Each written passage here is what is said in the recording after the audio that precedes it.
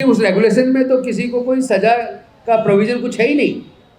उसमें तो कमेटी का गठन होगा, वो कमेटी जांच करेगी, अपनी रिकमेंडेशन देगी और फिर कानून के तहत उसमें कार्रवाई होगी। ये जो यूजीसी के जो रेगुलेशंस आए 13 जनवरी 2026 को, ये रेगुलेशंस नाकाफ़ी हैं। हमें रोहित एक्ट चाहिए। अमेरिका की एक संस्था ने अमेरिका में आरएसएस पे जो बैन लगाने की बात रिकमेंडेशन की है, उसी संस्था ने इस देश के विश्वविद्यालयों को ख़त्म कर दिया है। उस विचार ने इस देश की जुडिशरी को और इस देश की संवैधानिक संस्थाओं को ख़त्म कर दिया है।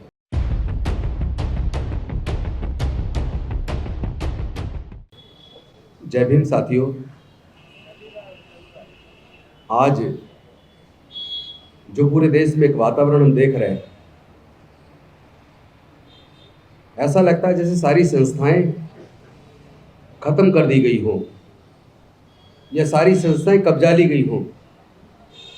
तमाम देश की यूनिवर्सिटीज़ के अंदर जो वाइस चांसलर्स हैं या assistant professor, associate professor, professor जो लग रहे हैं, वो सब एक मनुवादी विचारधारा वाले संगठन के द्वारा लगाए जा रहे हैं, जिसके बारे में अभी अमेरिका की एक संस्था ने अमेरिका में आरएसएस पे जो बैन लगाने की बात रिकमेंडेशन की है, उसी संस्था ने इस देश के विश्वविद्यालयों को ख़त्म कर दिया है।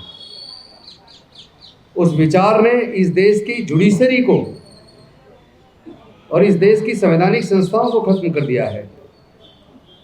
उस विचारधारा ने ईडी, सीबीआई, इनकम टैक्स सहित तमाम जांच एजेंसियों को कब्जा लिया है। यूनिवर्सिटीज़ के अंदर छात्र सुसाइड करें, इससे ज़्यादा शर्म की बात कोई हो नहीं सकती। सुसाइड कर रहे हैं या फिर उनको कंपेल किया जा रहा है सुसाइड के लिए, ये तो संस्थानिक हत्याएं हैं। तो पहले तो मैं एक बात स्पष्ट कर दूं, ये जो यूजीसी के जो रेगुलेशंस आए 13 जनवरी 2026 को, ये रेगुलेशंस नाकाफ़ी हैं। हमें रोहित एक्ट चाहिए। वैसे भी यूजीसी रेगुलेशंस तो केवल यूजीसी एफिलेटेड कॉलेज पे लागू होता है, इंजीनियरिंग कॉलेज पे लागू ही नहीं होता, आईएम पे लागू नहीं होता, आईआईटीज़ पे लागू नहीं होता। तो जो तमाम वो इंस्टीट्यूशंस जो बड़े नामी ग्रामी इंस्टीट्यूशंस हैं, जो यूजीसी से एफिलेटेड नहीं हैं, उसके बारे में क्या? उसके बारे में तो कुछ बात ही नहीं है। और रही बात यूजीसी रेगुलेशंस की, वो किसी एक जाति धर्म की बात नहीं करता। वो तो उसमें तो ईडब्ल्यूएस में तो स्वर्ण जाति, तमाम स्वर्ण जाति भी उसमें कवर हो जाती हैं, महिलाएं भी कवर हो जाती हैं, भाषा और क्षेत्र भी कवर हो जाता है, रेस भी कवर हो जाती है। तो वो कोई मुद्दा था नहीं, वो बीजेपी ने ध्यान को बांटने के लिए एक मुद्दा बनाया और समाज को बांटने की कोशिश की। मुझे लगता है कि पहले तो मीडिया के लोगों को भी यूजीसी के रेगुलेशंस को पढ़ना चाहिए। उन्होंने ऐसे प्रेषित किया जैसे एससी, एसटी, ओबीसी के लिए और बाकी लोगों को कुचलने के लिए कोई रेगुलेशन लागू कर दिया हो, जबकि उस रेगुलेशन में तो किसी को कोई सजा का प्रोविजन कुछ है ही नहीं। उसमें तो कमेटी का गठन होगा, वो कमेटी जांच करेगी, अपनी रिकमेंडेशन देगी और फिर कानून के तहत उसमें कार्रवाई होगी। और उसमें ये एक नैरेटिव बनाने की कोशिश की गई कि इसका दुरुपयोग हो सकता है, इससे समाज बटेगा, और दुरुपयोग होने पे आगे का कोई इसमें कुछ दिया ही नहीं कि आगे क्या होगा, तो दुरुपयोग करेगा उसका क्या होगा। तो मैं ऐसे लोगों को जिन्होंने एक फॉल्स नैरेटिव चलाने का काम किया, जिन मीडिया के साथियों ने, उनको भी बता दूं अपनी अल्प बुद्धि को वो ठीक करें। ऑलरेडी जो लॉज अवेलेबल हैं इंडिया में, उन लॉज के अंदर ऑलरेडी अवेलेबल है, प्रोसीजर है कि अगर कोई फॉल्स इम्प्लीकेशन करता है, किसी पे फॉल्स मुकदमा दर्ज करता है, तो उसको फॉल्स इम्प्लीकेशन का केस रजिस्टर्ड करके उसको सज़ा दिलाई जा सकती है। तो अगर कोई दुरुपयोग करे तो उसमें सज़ा दिलाओ, किसने मना किया है? पहले से ही कानून है। Number 2, SC ST prevention of atrocities act पहले से ही है। कार्रवाई होगी तो उस एक्ट में होगी, इस रेगुलेशन में थोड़ा कोई कार्रवाई होनी है। उसको इतना बवंडर बना देना और वो भी वो आधा अधूरा, और जिसमें सदस्य भी होंगे तो मेजोरिटी में उसमें एक विमन हो गया, एक दलित हो गया, एक आदिवासी हो गया, पिछड़ा हो गया, लेकिन बाकी पूरी मेजोरिटी तो मेंबर, क्योंकि उसका जो हेड होगा, चेयरमैन जो होगा उस कमेटी का, जांच समिति का, वो तो वाइस चांसलर होगा, इंस्टीट्यूशन का हेड होगा। और इंस्टीट्यूशन के हेड पूरे देश के अंदर किस समाज के सब जानते हैं, उसमें तो कोई ऑन रिकॉर्ड है, कोई छुपाव है ही नहीं। तो सच को छुपाना और फोर्स नैरेटिव बनाना, क्योंकि उसमें फिर भी कम से कम 5-6 मेंबर तो तब भी उस समाज के होते जिस समाज को डर दिखा के एक झूठ फैलाने का काम किया गया। तो मेरा एक निवेदन है कि पहले कोई भी मीडिया किसी भी बात पे चर्चा करने से पहले कम से कम मीडिया के हमारे साथी भी पूरा अध्ययन करें, पहले रेगुलेशन को पढ़ तो लें, पढ़ने के बाद उस पर उनको सवाल लोगों से पूछना चाहिए। मीडिया सवाल जो कर रहा था छात्रों से ऐसे कर रहा था जैसे मतलब पूरा एक तरफा माइंड बना के, ऐसे लग रहा है जैसे बीजेपी ने स्क्रिप्ट दे दी और उस स्क्रिप्ट पे आपको अपना नैरेटिव बिल्ड करना है। लेकिन मुझे तो धन्यवाद करना चाहिए अपने बहुजन यूट्यूबर से और अपने साथियों को जिन्होंने सच को सामने लाने का काम किया, और अपने उन साथियों को जिन्होंने इस पीसी के माध्यम से, इससे पहले भी कई पीसीज की हैं, जिसके माध्यम से भारत की जनता को सच बताया। अब ये फॉल्स नैरेटिव नहीं चलेगा, इसका जवाब देने की हमारी पूरी तैयारी है। लेकिन अंत में मैं फिर से दोहराऊंगा, हमें यूजीसी रेगुलेशंस जो आए हैं इससे हम संतुष्ट नहीं है। इसके साथ साथ रोहित एक्ट आना चाहिए, और हम ये भी साथ में क्लियर कर दें कि अगर कोई इन कानूनों का दुरुपयोग करता है किसी पे झूठा मुकदमा बनाने के लिए, उसको भी मुकदमा बना के सख्त से सख्त सजा दी जाए, कानून में प्रोविज़न है, उससे डरने की किसी को ज़रूरत नहीं है। और तीसरी बात जो मेरा ऐतराज़ है वो माननीय सर्वोच्च न्यायालय ने अपने जजमेंट में जब स्टे किया तो जो 2 ग्राउंड लिए वो दोनों ग्राउंड फॉल्स हैं। ऐसा लगता है जैसे विदाउट एप्लीकेशन ऑफ माइंड कोई ऑर्डर कर दिया हो। उन्होंने कहा इससे समाज बढ़ जाएगा, और दूसरा कहा इसका मिसयूज हो सकता है। तो मैं तो ऐसी अनेकों सुप्रीम कोर्ट की जजमेंट दिखा दूंगा, हाई कोर्ट की जजमेंट दिखा दूंगा एक वकील होने के नाते, जिसमें 498, 406 दहेज के लिए उत्पीड़न के केसेस पे सुप्रीम कोर्ट ने अनेकों बार, हाई कोर्ट ने अनेकों बार कहा है कि इसका दुरुपयोग हो रहा है, इस एक्ट का झूठे केस बनाए जा रहे हैं। भाई कानून बनाया जाता है तो ऐसे लोगों को कानून तोड़ने से, उत्पीड़न करने से रोकने के लिए, लेकिन साथ में ये कानून पहले से कि अगर कोई दुरुपयोग करे तो उसको आप दूसरे कानून में सजा दें। तो ये कह देना कि कानून का दुरुपयोग हो सकता है, भाई मैं पूछना चाहता हूँ ऐसा कौन सा कानून है जिसका दुरुपयोग नहीं हो सकता? करने वाले कर रहे हैं। जेलों में इसने अनेकों हजारों हजार ऐसे लोग हैं जिनको यही नहीं पता उन्होंने जुर्म क्या किया, क्यों जेल में। तो दुरुपयोग नहीं है क्या? जितने एनकाउंटर्स होते हैं आप रिकॉर्ड उठा के देख लो, क्या फेक एनकाउंटर नहीं होते? लेकिन इसका मतलब ये भी नहीं है कि जायज एनकाउंटर नहीं होते। कानून का होना जरूरी है, और दुरुपयोग की संभावना है तो दुरुपयोग करने वाले के लिए भी ऑलरेडी कानून में प्रोविजन है।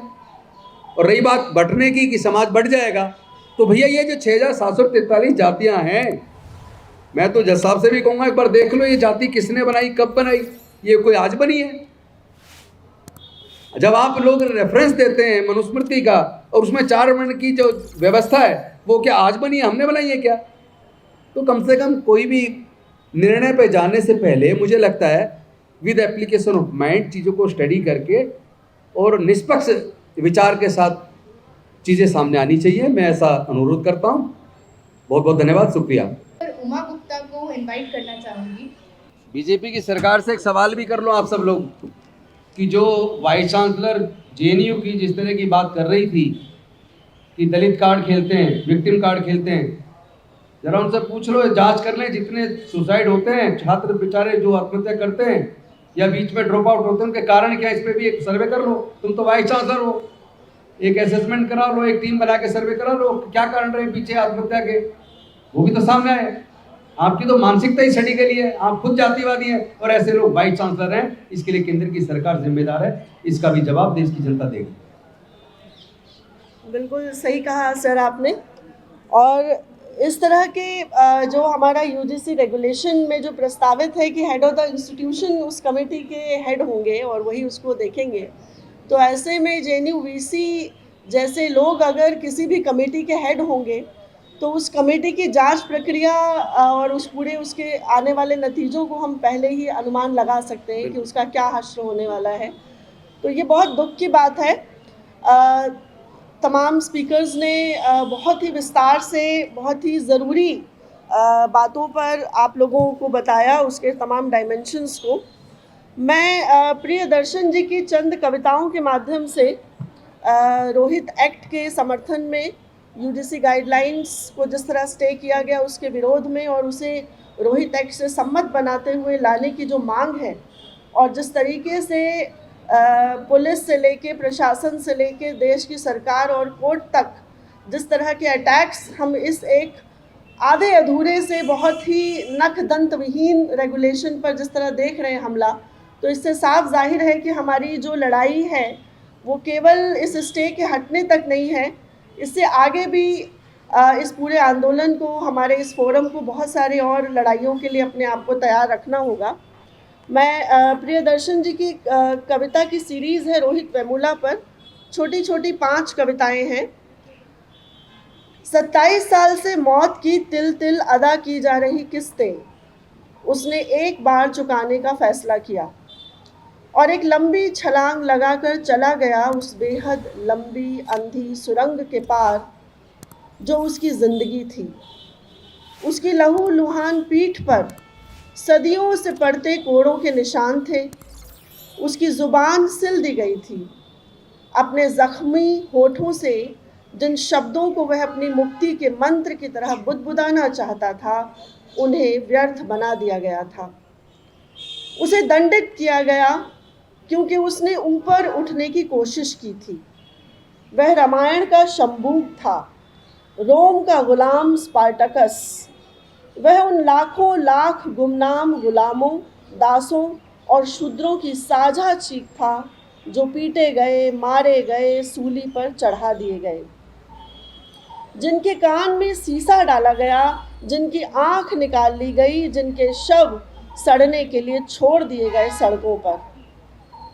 रोहित हमारी आत्मा में चुभता हुआ भारत था जिसे खत्म किया जाना जरूरी था। इतिहास की ताकतें चुपके से तैयार कर रही थी उसका फंदा। जब वह मारा गया तो बताया गया कि वह कायर था, उसने जान दे दी। उनकी दूसरी कविता रोहित की माँ थी, उसके भाई थे, उसके दोस्त थे, उसके सपने थे, उसका काल सागान था। उसके भीतर छटपटाती कविताएं थीं, उसके भीतर आकार लेती कुछ विज्ञान कथाएं थीं, उसके भीतर उम्मीद थी, उसके भीतर गुस्सा था, उसके भीतर प्रतिरोध की कामना थी। लेकिन अब अपने अंतिम समय में वह बिल्कुल खाली था। वह कौन सा ड्रैकुला था जिसने उसके भीतर उतर कर सोख लिया था उसका पूरा संसार। तीसरी कविता, उसने अपनी खुदकुशी के लिए सिर्फ खुद को जिम्मेदार ठहराया, किसी और को नहीं। अब उसके हत्यारे उसका दिया प्रमाण पत्र दिखाकर साबित कर रहे हैं कि उन्होंने उसे नहीं मारा, वह बस अपना जीवन जीना चाहता था। लेकिन इतने भर के लिए उसे इतिहास की उन ताकतों से टकराना पड़ा जो थकाकर मार डालने का हुनर जानती थी। वह किसी कृपा की तरह वजीफे बांटती थी। उनके पास बहुत सारा सब्र था, बहुत सारी करुणा, जिससे वे अपने भीतर की घृणा को छुपाए रखती थी। उस दिन उसके इंतज़ार में जब कोई रोहित वेमुला हार कर छोड़ देगा अपनी और उनकी दुनिया, वे नहीं चाहती थी उन्हें कोई और आईना दिखाए, कोई याद दिलाए उन्हें उनका ओछापन। चौथी कविता, हमें तो उसका शोक मनाने का भी हक नहीं। हम तो उसे ठीक से जानते तक नहीं। हमने कभी देखा तक नहीं कि किस हाल में वह जीता था, किस तरह मरता था, क्यों लड़ता था। जब उसे इंतज़ार था हमारा, तब हम दूर खड़े रहे। उसकी यातना से बेखबर या बेपरवाह कोई नहीं जानता। जिस बैनर से वह ताकत हासिल करता था, उसे मौत की रस्सी में बदलने से पहले उसने कितनी रस्सियां थामने की कोशिश की होंगी, उस सर्द एहसास तक पहुंचने से पहले जिसमें कोई उदासी नहीं होती, सिर्फ निचाट खालीपन होता है। उसने कितनी बार शब्दों की आँच से ऊष्मा चाही होगी, जब यह छोटी सी डोर भी छीनती लगी होगी उसे जो उसने यह रस्सी बनाई, और चला गया सब कुछ छोड़कर, जान देकर ही असल में उसने हासिल की वह ज़िंदगी जिसका वह जीते जी हकदार था और जो हक हमसे अदा न हुआ। 5वीं और अंतिम कविता।